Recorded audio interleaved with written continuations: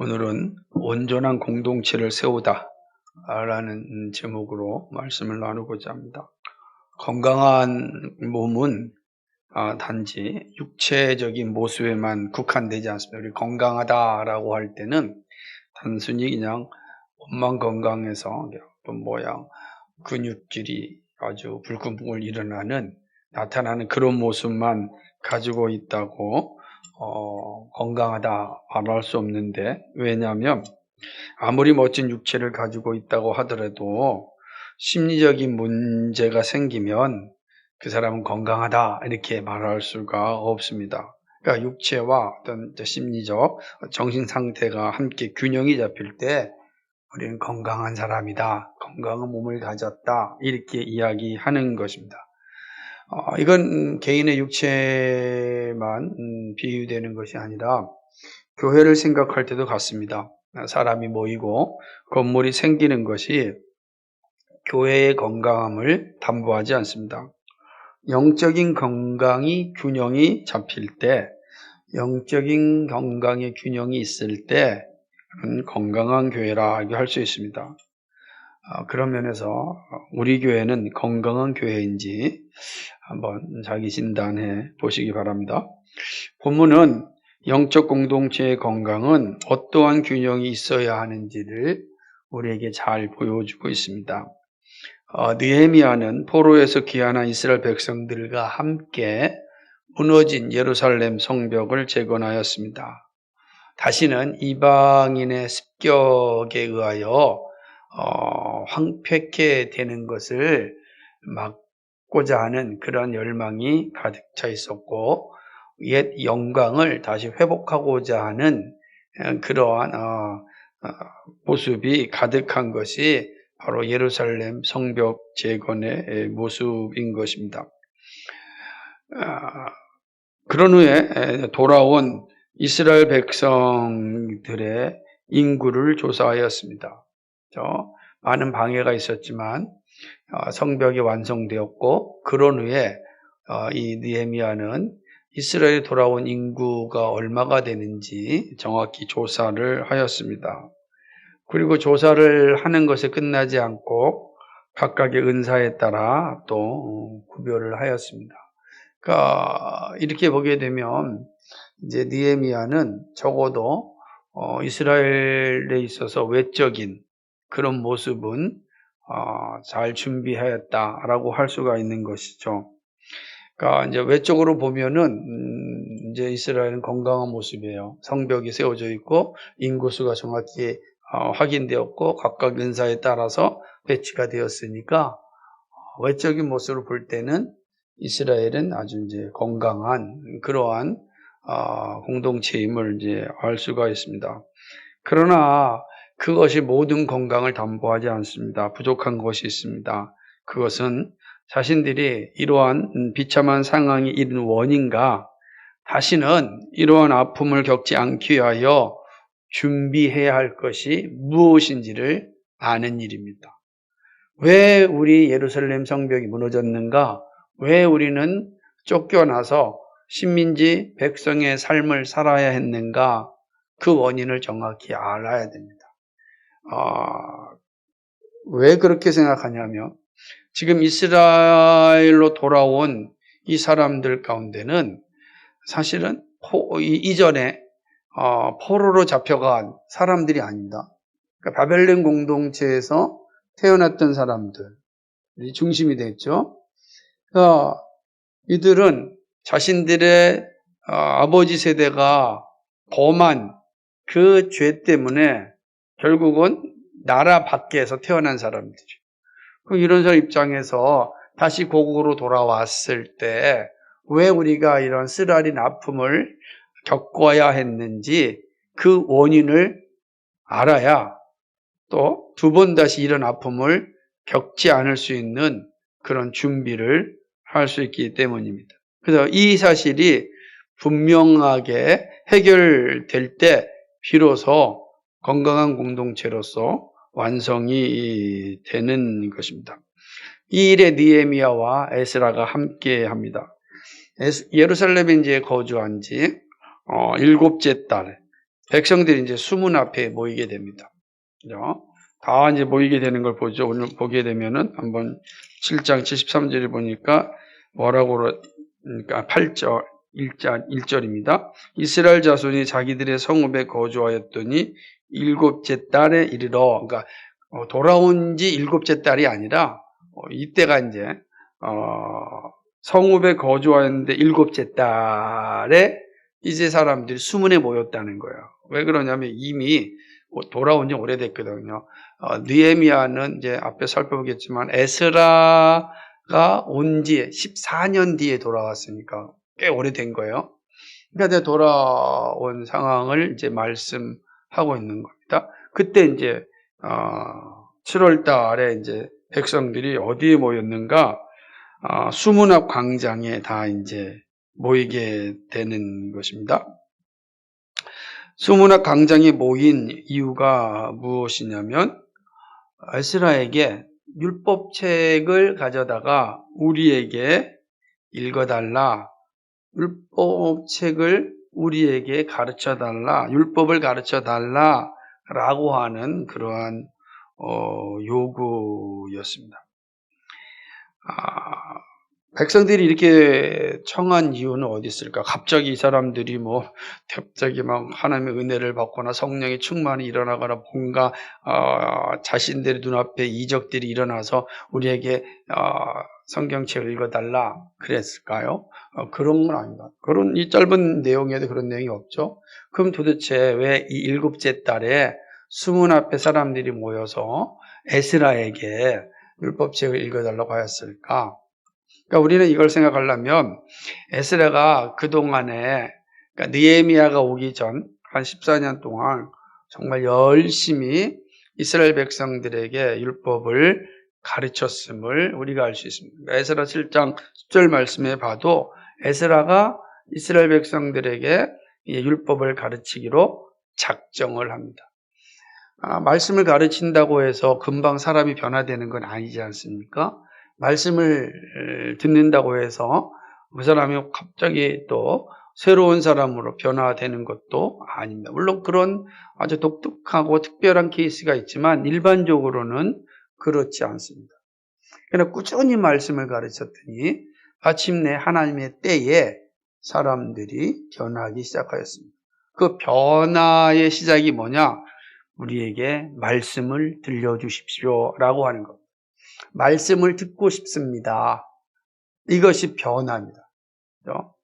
그럼 침체는 뭘까요? 말씀이 우리에게 필요하지 않습니다 라고 하는 겁니다. 말로 그렇게 하지 않는다 할지라도 말씀을 꼭 들어야 되는 그 열망이 없는 겁니다. 그게 이제 침체된 상태인데, 그러나 정말로 충만한 상태에 이르게 되면 어떤 모습이 나타나는가? 우리에게 말씀을 들려주십시오 라고 하는 그러한 모습이 나타나는 것입니다. 오늘 읽은 8장 1절 7월달 초하루에 바로 이러한 일들이 일어나게 되었습니다. 이때 모인 회중은 말을 알아들을 수 있는 모든 사람들, 그들이 다 모였습니다. 그리고 에스라가 그 본 회중 앞에 서게 되는 것입니다.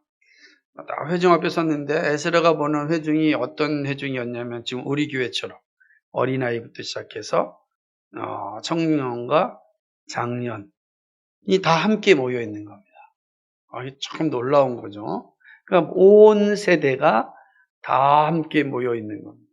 바로 그 자리에서 에스라가 말씀을 전하기 시작하였습니다. 이들이 얼마나 말씀에 대해서 갈급하였는지 보여주는 것은 말씀을 읽을 때 새벽부터 정오까지 말씀을 낭독하였습니다. 그러니까 새벽부터 모여서 정오까지 말씀을 전하고, 그 정오가 되면 너무 이제 뜨거우니까 정오까지 말씀을 전하고 또 그 말씀 앞에 모든 사람들이 집중하여 귀를 기울였습니다. 모든 사람들이 3절 말씀에 보니까 그 말씀에 귀를 기울였다라고 하고 있습니다.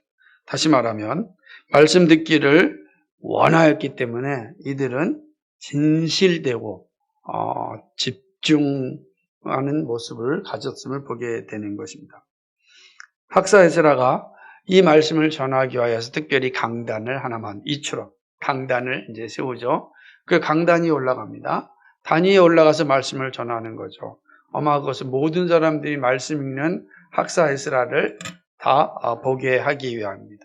뿐만 아니라 그 말씀이 모인 회중들에게 잘 전달될 수 있도록 하기 위한 강대상을 다 만들었습니다.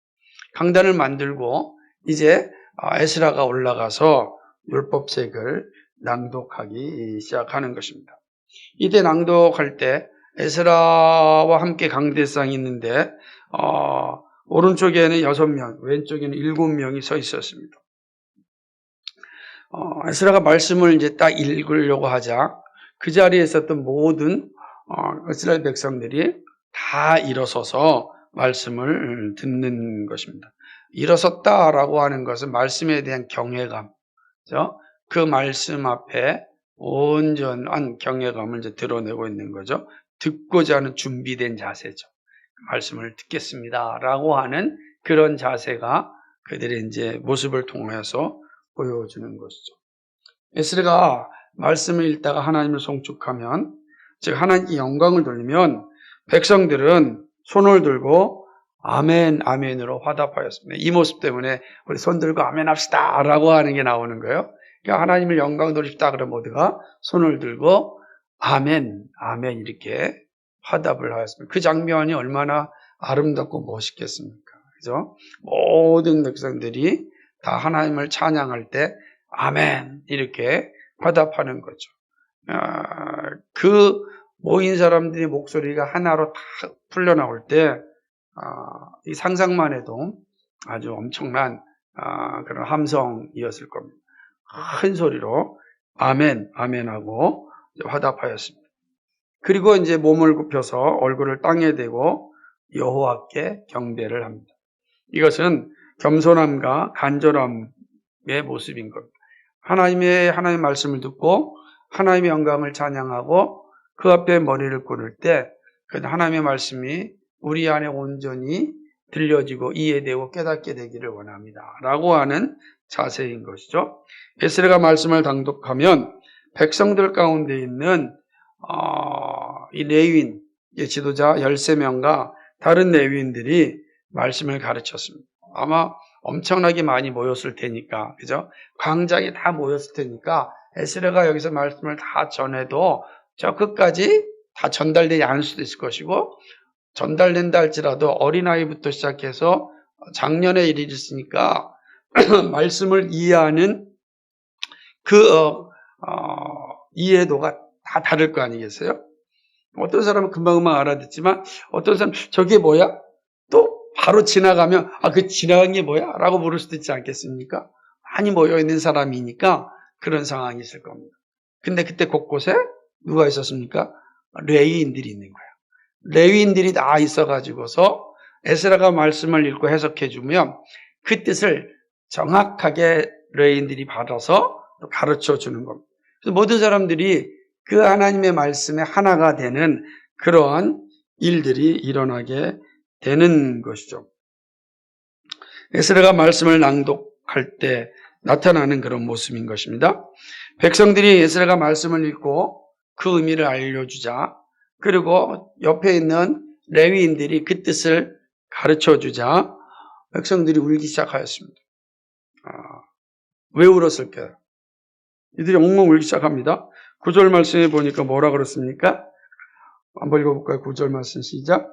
백성이 율법의 말씀을 듣고 다 우는지라. 왜 말씀을 듣고 울까요? 이 우는 이유는 그들의 죄를 깨달았기 때문입니다. 그러니까 자신들의 죄를 깨닫고 그 죄에 대한 심판이 얼마나 무서운지를 알게 된 것이죠. 자신들이 이렇게 비참한 상황, 포로된 삶을 살아야 된 이유가 바로 하나님의 말씀을 불순종하였고 하나님께 범죄함으로 하나님의 주신 형벌로 이러한 가슴 아프고 슬프고 고통스럽고 참으로 겪지 않아도 될 일들을 겪어야 됐음을 깨닫게 된 겁니다. 그러니까 하나님 앞에 회개하는 거죠. 우리가 잘못했습니다 라고 하는 거. 이들이 잘못했어요? 조상들이 잘못했어요. 앞선 부모 세대이 잘못했잖아요. 근데 그는 그들이 죄도 같음을 알게 된 거죠. 바로 우리의 죄구나 라고 하는 거예요. 그러니까 여기서 조상들을 향해서 조상 탓이라고 돌릴 수 있죠. 내가 한 게 아니니까. 근데 이들은 어떻게 돼요? 자신들이 울어요. 우리가 잘못했습니다. 우리의 죄입니다. 라고 이제 회개하는 것이죠. 막 회개의 눈물을 흘리고 있는데 놀라운 장면이 일어납니다. 그 뭐냐면 느헤미야와 에스라와 레위인들이 울고 있는 이스라엘 백성들을 향하여서 울지 마라. 오늘은 성일, 거룩한 날이다. 울지 말라는 거예요. 울 이유가 없다라고 이야기하는 것입니다. 그런 후에 느헤미야는 오히려 살찐 것과 단 것을 먹으라고 명령합니다. 그러니까 힘 떨어지지 말라는 거죠. 단 것을 먹으면 우리 얼굴이 환해지니까 살찐 걸 먹으라는 거예요. 즐거움을 누리라는 것입니다. 그리고 혹시 준비되지 못한 자들이 있다면 나눠줘서 온 공동체가 함께 즐거워하고 함께 행복한 시간을 갖자. 오늘은 울지 말라라고 이야기하는 것입니다. 레위인들도 이 말에 함께 동참하면서 울지 말라고 옆에서 울고 있는 이스라엘 백성들을 향하여서 이야기하는 것입니다. 그러자 온 백성들이 이 말을 듣고 가서 먹고 마시고 나누어 주면서 크게 즐거워합니다. 하는 거죠. 근데 오늘 본문을 보니까 이렇게 즐거워하는 이유가 뭐냐면 오늘 말씀 12절에 보니까 맨 마지막에 이는 그들이 그 읽어 들려준 말을 밝히 알미라. 하나님의 뜻을 밝히 알았습니다. 됐죠? 우리가 우리의 죄로 말미암아 하나님의 심판을 받아서 우리가 끔찍한 시간을 보내야 됐지만 하나님께서는 약속하신 대로 그 언약하신 대로 우리를 다시 회복하여 주셔서 이 땅 하나님의 나라의 백성으로 언약 백성으로 다시 살게 하여 주셨다. 회복시켜 주셨다. 오늘은 그 회복의 날이다. 이 회복의 날인데 울어야 되겠습니까? 심하게 있을 수는 없잖아요. 이 회복의 날이니 이 날은 잠시 슬퍼하고 크게 기뻐하라는 거예요. 죄에 대해서는 슬퍼할 수 있지만 하나님의 은혜와 그 언약에 대하여 기뻐하라는 겁니다. 슬픔 가운데 있지 말고 즐거움 가운데 있으라. 이 사실을 안 거야. 알자 온 백성들이 그 즐거움을 누린 것을 보게 되는 것입니다. 이 장면이죠. 백성들이 에스라가 말씀을 읽고 그 의미를 알려주자 울기 시작하였지만 자신들의 죄와 하나님의 언약과 사랑을 알고 난 뒤에는 그들은 이제 하나님의 약속의 말씀처럼 기뻐하며 즐거워하는 그런 시간을 갖게 되는 것입니다. 예루살렘 성벽이 완성된 것은 이렇듯 공동체의 외적인 모습의 재건이었습니다. 그러나 공동체의 영적인 모습은 아직 아니었습니다. 느헤미야와 에스라는 율법을 통하여 이스라엘 공동체의 내적인 모습을 재건합니다. 이렇게 하셔서 온전한 공동체로 회복합니다. 무너진 성벽에 절망하였던 이들이 성벽 재건을 통하여 외적인 힘을 얻었습니다. 그리고 말씀의 깨달음을 통하여 무너진 심령이 회복되었습니다. 자, 외적인 성벽이 무너졌을 때 그들 절망하였습니다. 외적인 성벽이 재건되었을 때 그들이 다시 힘을 얻었습니다. 심령이 무너진 상태에서 소망 없이 살던 이들에게 다시 심령이 재건되었습니다. 그러므로 이제 건강한 영적 공동체로서의 모습이 완비된 것입니다. 함께 즐거워할 수 있는 영광을 누릴 수 있었습니다. 어두움이 사라지고 밝은 태양이 이스라엘을 비추었다고 할 수 있습니다. 느헤미야와 에스라를 통하여 이루어진 이스라엘 공동체의 회복은 이스라엘 백성들에게 최고의 행복을 주었습니다. 그죠? 성벽 재건과 심령의 재건, 이것이 다 이루어진 그 공동체의 모습은 우리가 상상을 해봐도 충분히 알 수 있을 겁니다. 얼마나 행복했겠습니까? 그래서 그들의 모습 12절에 있는 것처럼 가서 먹고 마시며 나누어 주고 그 다음에 뭐라고 표현하고 있냐면 크게 즐거워하였다. 크게 즐거워요. 그러니까 그들은 내적으로 외적으로 다 회복되어서 큰 즐거움에 빠진 것입니다. 얼마나 행복했겠습니까? 이 행복은 이전의 모든 슬픔, 이전의 모든 고통, 이전의 모든 아픔을 다 잊어버리게 하는 겁니다. 이 즐거움 가운데 이제 과거는 사라지고 앞에 다가올 미래만 바라보게 하는 것이죠. 이것이 즐거움이 주는 그 열매 아닙니까? 이들은 크게 즐거워하였습니다. 다시금 새로운 나라를 시작할 수 있는 힘을 가지게 되었습니다. 이것이 느헤미야와 에스라를 통하여서 이스라엘 백성들에게 부어진 하나님의 은혜였습니다. 자, 이 말씀을 잘 들으면 오늘 우리에게도 동일하게 말씀하고 있다고 느껴지지 않습니까?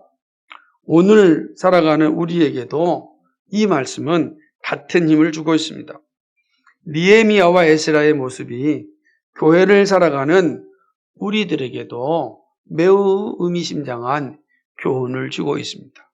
그 교훈이 무엇인지 우리 한번 4가지로 생각해 보고자 합니다. 첫 번째는 건강한 교회는 균형이 세워진 공동체입니다. 예루살렘 성벽 재건과 말씀의 회복이 이스라엘을 웃게 하는 공동체로 만들었습니다. 그렇죠? 슬픔 있는 공동체가 웃는 공동체가 되었습니다. 교회의 건강에 외에도 이와 같은 균형이 있어야 됩니다. 교회 시대를 살아가는 우리들에게도 교회의 건강은 무엇보다 중요합니다. 건강한 공동체는 그럼 무엇이 균형 잡혀야 될 것인가? 당연하죠. 말씀 선포와 그 다음에 양육과 그리고 교제입니다. 이게 잘 균형 잡혀져 있어야 됩니다. 여기에 온 공동체가 함께 모일 수 있는 소중한 공간도 필요합니다. 이 모든 것이 잘 균형 잡혀 있을 때 건강한 교회가 됩니다. 그러니까 외적인 건물만 가지고 있다고 해서 건강한 교회가 아닙니다. 사람들이 많이 모였다고 해서 건강한 교회가 아닙니다. 그 교회는 바른 말씀이 선포되어지고 그리고 온전한 가르침이 이루어지고 성도의 그리스도 안에서의 아름다운 교제가 복음의 교제가 나타나고 그리고 그들이 함께 모일 수 있는 공간이 유비될 때 바로 건강한 교회로 세워지게 되는 것입니다. 건강한 교회는 이러한 균형이 세워진 공동체다. 오늘 우리가 이스라엘이 왜 웃는 공동체가 되었는가, 왜 즐거워하는 공동체가 되었는가 할 때 그들이 균형이 잘 세워졌듯이 오늘 우리 공동체도 정말 행복하고 기쁘고 웃음이 가득한 공동체가 되려면 균형이 잘 잡혀져 있어야 됩니다. 이 사실입니다. 두 번째는 교회는 전 세대가 말씀으로 하나가 될 때 건강합니다. 에스라는 말씀을 읽을 때 남자와 여자뿐 아니라 알아들을 수 있는 모든 사람들을 모았습니다. 2절과 3절에 있는 내용이에요. 알아들을 수 있는 모든 사람들입니다. 그리고 그 가운데 말씀이 낭독되었습니다. 온 세대가 하나님의 말씀을 들었습니다. 이것이 건강한 공동체의 모습인 것입니다. 말씀이 전 세대에 선포되어야 하는 겁니다. 저는 그래서 교회가 거대해질 때는 건강한 공동체로서의 기능이 약화될 수밖에 없다. 거대한 만큼 약화됩니다. 왜냐하면 전 세대가 함께 하나님의 말씀을 공유하지 못하기 때문에 그렇습니다. 유치부는 따로, 중고등부 따로, 주일학교 따로, 청년부 따로, 다 말씀이 따로 듣습니다. 가정에 모이면 같은 말씀을 나누지 못하는 것입니다. 그래서 결국은 서로가 다른 이해 가운데 있을 수도 있어. 물론 다 각자 말씀을 들었으니 그 말씀이 주는 은혜는 분명히 있습니다. 그것을 부정하는 건 아닙니다. 그러나 전 세대가 같은 복음을 같이 듣는 것이 매우 중요합니다. 너무 비대해지면 이런 부분에서 아쉬움이 생겨날 수밖에 없는 것입니다. 그래서 우리는 모든 세대가 다 같은 복음을 들어야 된다. 한 강단에서 들려지는 말씀을 모두가 다 들어야 된다. 혹 그런 여건이 되어지지 아니하면 각 부서마다도 바른 복음이 반드시 들려져야 된다라는 거예요. 그렇게 되면 그 부족한 부분은 그나마 채워갈 수가 있습니다. 요점은 뭐냐면 온 세대가, 전 세대가 다 하나님의 말씀, 하나님의 복음을 들어야 한다는 것입니다. 여기에 아이들은 예외다라고 하면 안 됩니다. 아이들에게도 성경을 듣게 하고 가르치고 바르게 듣게 해야 됩니다. 주일학교 아이들도 바른 말씀을 들어야 돼요. 그러니까 아이들이 잘 이해하지 못하니까 복음이 아니라 이야기만 전하면 안 된다고요. 복음을 전해야 되는 거예요. 저들의 동일하게 복음을 전해서 시간이 걸리더라도 그 복음이 저들 안에 살아날 때까지 계속 기다리며 복음을 전해야 한다라고 하는 것입니다. 여기에 목사와 선생이 함께합니다. 세대 통합 예배는 교회 성장을 위한 도구가 아니라 건강한 교회를 세우는 본질입니다. 그러므로 서로 인내하면서 말씀을 듣고 가르쳐야 됩니다. 얼마 전에 어느 목사님께서 이런 질문을 하였습니다. 지금 주일학교 점점 사라지고 중고등부도 사라지는 위기인데 주일학교 중고등부와 함께 교회를 살릴 수 있는 그런 방법이 무엇이라 생각합니까? 제가 이렇게 질문해서 대답했습니다. 세대 통합 예배밖에 없습니다. 주일학교부터 온 세대가 함께 목사님 말씀을 듣고 흩어져서 교육자와 선생님을 통해 말씀을 가르침을 받고 그리스도 안에서 함께 교제하는 이것만이 다음 세대에 우리 교회를 살릴 수 있는 저는 매우 중요하고 어쩌면 유일한 길이라고 말할 수 있습니다. 그래서 이렇게 질문하는 겁니다. 아이들이 어른 설교를 들을 수 있습니까? 왜 그런 생각을 하십니까? 선입견이 있는 거죠. 아이들은 들을 수 없다라고 하는 거예요.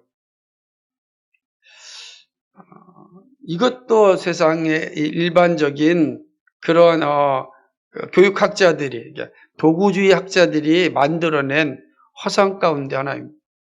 하나님의 말씀은 성령이 역사하는 거지 사람이 인도하는 게 아닙니다. 그러므로 복음을 전하면 성령께서 우리 아이들의 심령을 붙잡아 줍니다. 물론 그 아이들의 심령의 말씀이 심겨지기까지는 인내가 필요합니다. 기다림이 필요합니다. 그러나 포기하지 마시고 복음을 전해야 됩니다. 복음을 전할 때 아이들이 돌아다녀도 끝까지 인내하면서 복음을 전해야 됩니다. 그러지 않고 이거 안 되겠다. 도저히 불가능하다. 라고 포기해버리면 더 이상 주일학교를 세울 수 없을 겁니다. 근데 고개를 이렇게 흔들고 갔어요. 그 불가능하다고 갔습니다. 도대체 믿지 못하겠다는 겁니다. 저게 위험합니다. 우리 아이들에게도 복음을 전해야 됩니다. 그래서 오늘 보게 되면 모든 사람들이 모여놓고 에스라는 복음을 전하고 그리고 옆에 있는 선생님들, 레위인들이 가르쳐주는 똑같습니다. 그 모습은 오늘 교회의 모습과 똑같다는 거예요. 그렇게 함께 할 때 웃는 공동체로 세워지는 겁니다. 세 번째는 교회는 각자 맡은 은사가 봉사로 나타날 때 건강한 공동체가 됩니다. 말씀을 낭독하는 예루살렘에서 수문광장을 낭독되는 예루살렘의 수문관장을 보면 참 아름다운 모습이 보입니다. 이스라엘 백성들의 요청에 말씀을 읽고 해석하는 에스라와 백성들의 즐거움을 위하여 준비하는 느헤미야를 봅니다. 그리고 에스라를 돕는 11명의 사람들과 들려진 말씀을 백성들이 이해할 수 있도록 돕는 13명의 레위인 지도자와 레위인들을 봅니다. 이름 없는 수없이 많은 레위인들도 있습니다. 지도자의 이름도 있지만 이름 없는 자들도 그 많이 모여있는, 그죠? 그 공동체 곳곳에 있었던 겁니다. 다 거기에 모여 있습니다. 그죠? 이들은 자신에게 맡겨진 은사대로 최선을 다하였습니다. 각자의 영역에서 열심히 봉사하였습니다. 이러한 봉사자가 건강한 공동체를 만들었습니다. 건강한 교회는 은사를 받은 성도들의 봉사로 세워집니다. 목사는 자신의 은사인 말씀 선포에 최선을 다하여 봉사해야 합니다. 그래서요, 옛날에 신학교에서는 과목 중에 하나가 봉사신학이라는 게 있어요. 지금 실천신학이라는 이름인데 원래 봉사신학이에요. 말씀을 봉사해야 되고 다양한 봉사할 수 있는 일들을 해야 되는 것입니다. 봉사해야 돼요. 특별히 직분자와 성도들은 하나님이 주신 은사를 가지고 봉사해야 됩니다. 봉사자를 통하여 교회가 세워집니다. 봉사자가 없다면 교회는 시들어집니다. 그래서 사단이 잘 사용하는 것 가운데 하나가 뭐냐면 봉사자들을 시험 들게 하는 겁니다. 봉사자들이 시험 들면 교회가 세워질 수 없어요. 그래서 우리는 봉사자들은 서로 위로하고 격려해야지 시험 주는 자가 되면 안 되는 거예요. 봉사자가 시험 드는 건 사단이 가장 기뻐하는 것입니다. 봉사자가 무기력하게 되면 교회가 어려워지게 됩니다. 그러면 교회가 바르게 세워지지 못하게 되는 것입니다. 그러므로 우리는 우리에게 각자 주어진 은사를 마음껏 봉사할 수 있도록 우리는 서로 격려하고 서로 힘을 북돋워 줘야 됩니다. 그럴 때 건강한 교회가 되는 것입니다. 봉사가 얼마나 중요한지 모릅니다. 근데 점점 지금 한국 교회가 이 봉사하는 일에 있어서 게을러지고 있고 나태해지고 있고 도망치기 시작합니다. 그것은 교회가 무너지고 있다, 금이 가고 있다라고 하는 증거입니다. 우리 교회도 똑같습니다. 봉사하기를 싫어하고 도망치기 시작하면 교회에 금이 가고 있다. 지금 잘 보이지 않지만 주님 맞이하는 교회로 결코 오래가지 못한다. 이겁니다. 그러나 정말 봉사하는 일들이 열심히 있다고 하면은 그 교회는 건강하게 세워지는 것입니다. 네 번째는 교회는 슬픔을 넘어 기쁨을 누릴 때 건강한 공동체가 됩니다. 이스라엘 공동체는 말씀을 듣자 자신의 죄가 드러났습니다. 하나님을 배반하여 있기에 끔찍한 포로 생활을 살아야 했음을 알게 되었습니다. 그러므로 슬픔과 처절한 회개가 나오지 않을 수 없었습니다. 통곡의 슬픔이 있었습니다. 너무나 자연스러운 일입니다. 그런데 이미 살펴보았듯이 에스라, 느헤미야, 레위인들은 울지 말라고 이야기합니다. 왜 그렇습니까? 이 거룩한 날, 우리의 죄를 용서하시고 다시금 회복의 영광을 주신 날이기 때문입니다. 그러므로 계속하여 슬픔에 머물러 있어서는 안 되는 것입니다. 사랑하는 여러분, 교회로 모임은 슬퍼하기 위함이 아닙니다. 교회로 모이는 주일은 부활의 날입니다.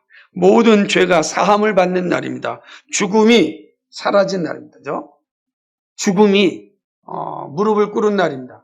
우리가 주일에 모일 때는 죽음을 이기시고 부활하신 주님을 영화롭게 하는 것입니다. 이 기쁨이 우리에게 주어진 거예요. 이 주일은요, 우리에게 그 영광을 주신 거예요. 그래서 매일매일은 이 영광을 가지고 우리가 살아가는 것입니다.